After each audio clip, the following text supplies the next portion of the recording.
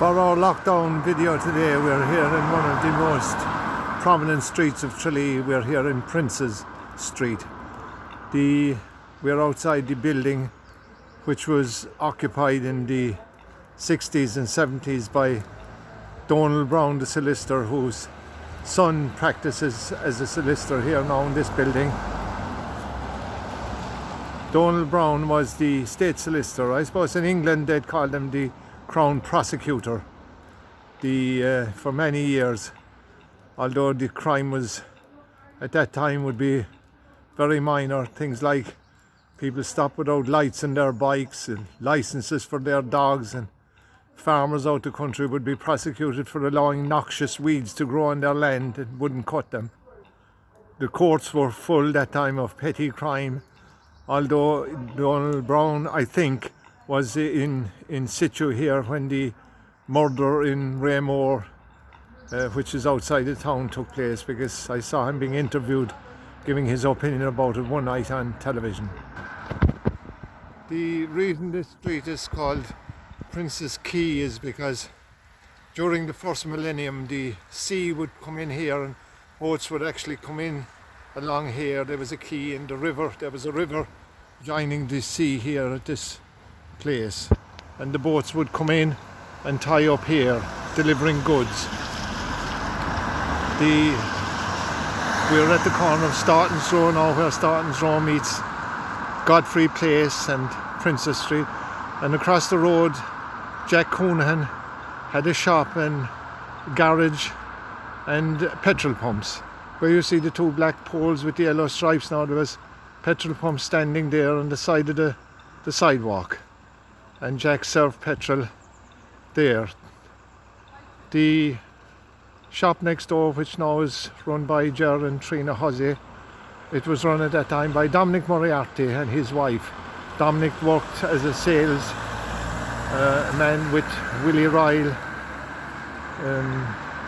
the gentleman outfitters in Castle Street.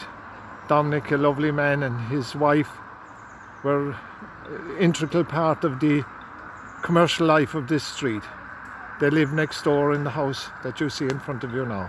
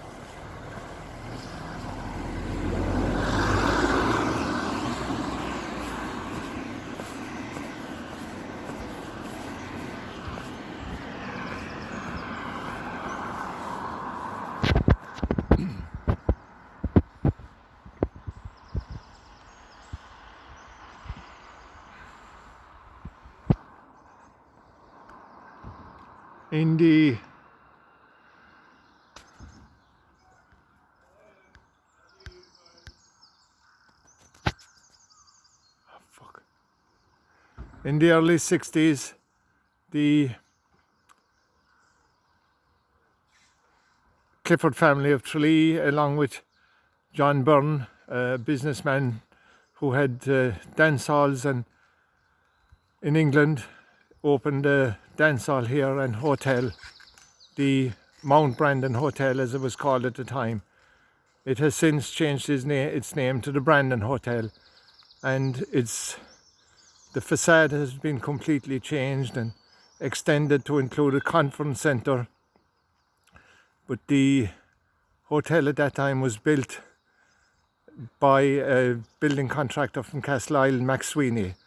And the only one I can remember that worked in that building now is the father of Pa Lawler, who was a member of the Crown show band in the 60s, and they went off to Germany, and Pa stayed there and raised a family in Germany at a later time. There was weekly dances here, a couple of times a week you'd have dances here. All the big bands came down. The scene changed, the band scene changed completely then at that time, from bands who sat behind the music sheets like the likes of Glenn Miller and the bands of America, and the local bands here at the time were Morris Mulcahy and several more that they played in places like Ballybun. Tralee wasn't known really for its real big dances at the time. The local church hall and the Ash Memorial Hall were the scene of many dances, but to get the big crowds, the Mount Brandon opened, and the capacity of the Mount Brandon was several thousand people. The manager of the entertainment at the time was the father of current Member of Parliament and the Norma Foley, who was recently elected, and he was Dennis Foley. And the two people on the door at that time that used, we say the forerunner of the bouncers, were a man by the name of Mr. Baldwin and Mr. Mannix. And it was impossible to gain entry for free while these two people were on the door. They were very diligent at their job of minding the entrance to the Mount Brandon Hotel dance hall. One of the stories I heard of a fella in the Mount Brandon one night dancing, and every time he put his feet down, he stood on the girl's toes as he waltzed around the floor, thinking, of course, that he was a marvellous dancer. He told her his mother was a great dancer, his grandmother was a great dancer, and that he said, "I have dancing in my blood." And she looked at him and she said, "You've dancing in your blood?" He said, "I have." Well, she said, "You must have poor circulation because it didn't reach your feet yet." The most famous of the characters, of course, here was Ned Keller. Ned had a pony. I'm hesitant to say pony because Ned's mode of transport was a horse and cart, a little tub trap, and he used to ply his trade as a jarvey from outside this hotel. Ned had a jinnet for pulling the trap, and there are two types of animals that are half-bred but recognised as recognised breed of animal. That's the jinnet and the mule. And I think in the case of a mule, the horse is the father and the donkey is the mother. And in the case of the jinnet, which Ned had, the mother was the donkey, or the mother was the father, or the father was a donkey and the mother was a horse.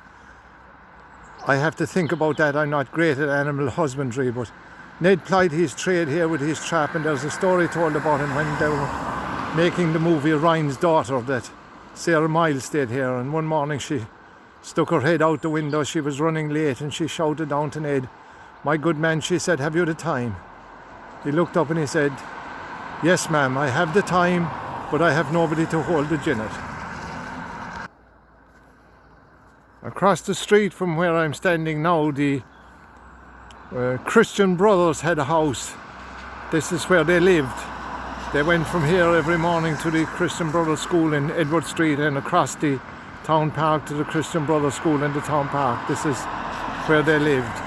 And living in the same block were the Nolan family, who owned the Kerryman in Tralee, Donny Nolan. And Donny, of course, was the father of Don of Liscahan Nursery and David, the local accountant.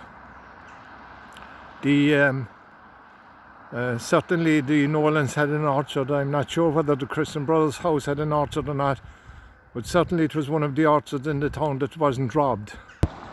The beautiful block of houses across the road, at the time the Ruans lived there. John Ruan and Martin was a Mayo man and his family, and at the end the bluey grey house was and is still owned by the O'Donnell family. Gary, who runs Bailey's Corner, and Johnny, who's very involved in the Vintage Car Club here in Tralee.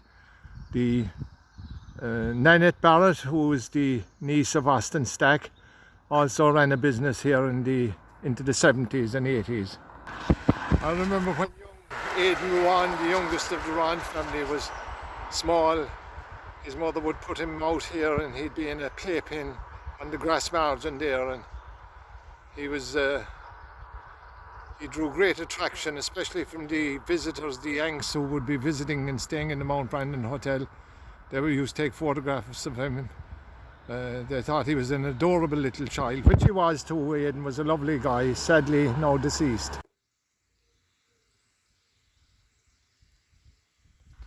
We're now at the corner of James's Street and Greenview Terrace. And James's Street was a lovely street. A friend of mine who I went to England with, Timmy Murphy, who was tragically killed in England after, lived here when we were growing up. I met him in the FCA in later years. The FCA was the Territorial Army as such. We called it the Free Clothing Association as boys, because we got a suit of clothes or a uniform to wear. The corner of the street here now, there's a house in Greenview Terrace. This house was owned by one of the revolutionaries of 1916, a fellow by the name of Joe Mallin. And Joe's name is on the plaque in Padraig Pearse Park.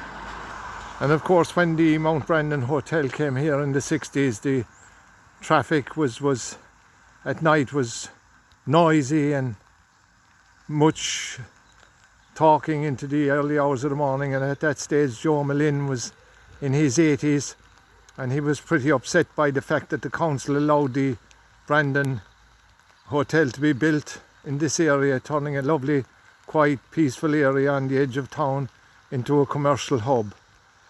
And in protest, he wanted the council to install lights so that he could cross the road to the shop, which was run by the Moriartys across the road. So in his argument with the council, he painted a zebra crossing here on the road, for which I think he was eventually brought before the courts. And even in his 80s, he was still defiant in his attitude towards authority. He had, after all, taken part in the War of Independence.